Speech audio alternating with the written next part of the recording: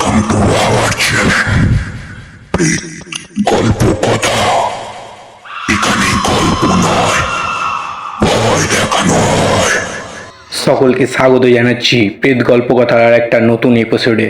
আশা করছি তোমরা সবাই ভালো আছো। আজকের যে ঘটনাটা শোনাবো তা হাড়হিম করা, হয়তো তোমাদের রাতের ঘুমটাও কেড়ে নিতে পারে। তাহলে আর দেরি না করে আমরা গল্পে ফিরে যাচ্ছি।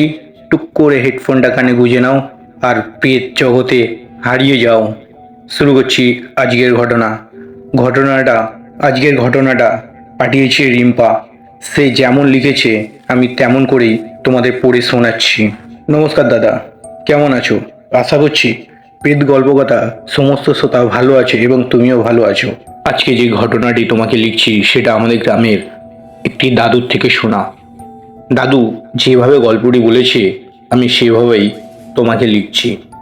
আজ থেকে বছর সাতেক আগে, প্রায় 2015 সালে, গ্রামের মোড়ল ও তার স্ত্রী কাজের সূত্রে একদিনের জন্য বাইরে যায়। তার দুই সন্তান ছিল, রবি ও সুমন। তার দুই সন্তানকে বাড়িতে রেখে তারা বাইরে কাজের জন্য ট্যুর প্ল্যান করে এবং তাদের দেখাশোনার জন্য তাদের বিশ্বস্ত কাজের লোক ঝুমাকে রাতে থাকতে বলে। ঝুমা যখন রাত প্রায় 8টার দিকে বাড়িতে আসে তখন সে দেখে বাচ্চা দুটো খেয়ে দিয়ে অলরেডি শুয়ে পড়েছে। বাচ্চাদের শুয়ে থাকতে দেখে ও ডাইনিং রুমে চলে যায় টিভি দেখার জন্য।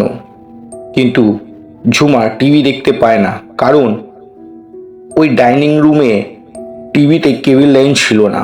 মোড়ল তাদের ছেলেদের টিভিতে উল্টোপাল্টা জিনিস দেখা থেকে একদম পছন্দ করতো না।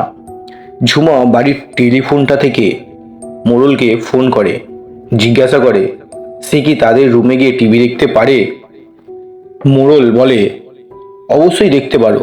ঝুমা আরেকটু অনুরোধ করে মোড়লকে, সে কি রুমের বাইরে যে স্ট্যাচুটা আছে তাকে কি কোনো কাপড় দিয়ে ঢেকে দিতে পারে, কারণ ওই স্ট্যাচুটাকে দেখলে ওর যেন ভয় ভয় পাচ্ছে। সে কি ভয়ঙ্কর মুখ। রুমা মোড়লকে কথাটা বলল।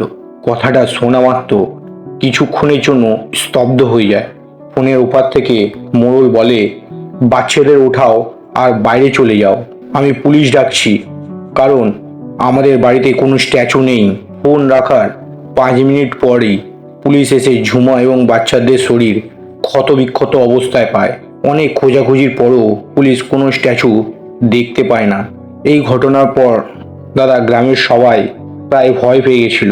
রাতে অনেকের ঘুম হতো না এবং অনেকে একটি স্ট্যাচু বাইরে যেখানে আমাদের মোড়ল বসতো সেখানে প্রায়শই দেখতে পেত এবং অনেকের ঘরেও দেখতে পেয়েছে। দাদা এই ছিল আজকে আমার গল্প। যদি তোমার ভালো লাগে তাহলে তোমার চ্যানেলে পড়ে শুনিও, কিছু ভুল করলে ক্ষমা করে দিও। সত্যি বন্ধুরা, আজকের এই গল্পটা একটু ইউনিক ছিল। স্ট্যাচুটা কোথা থেকে এলো, কিভাবে এলো সেটা হয়তো আমরা জানতে পারলাম না, কিন্তু ঝুমা এবং বাচ্চাদের কিভাবে খুন করা হলো সেটাও একটু বোঝার বিষয় আছে। সত্যি কি ওই স্ট্যাচুতে কোনো অতৃপ্ত আত্মা ছিল যারা ঝুমা আর বাচ্চাদের খুন করেছিল? তাহলে বন্ধুরা, আজকের গল্প এখন এই পর্যন্তই রইল। গল্পটা যদি তোমাদের ভালো লেগে থাকে তাহলে অবশ্যই লাইক করতে ভুলবে না। আর হ্যাঁ, দেখা হচ্ছে আর একটা নতুন কোনো গল্পে।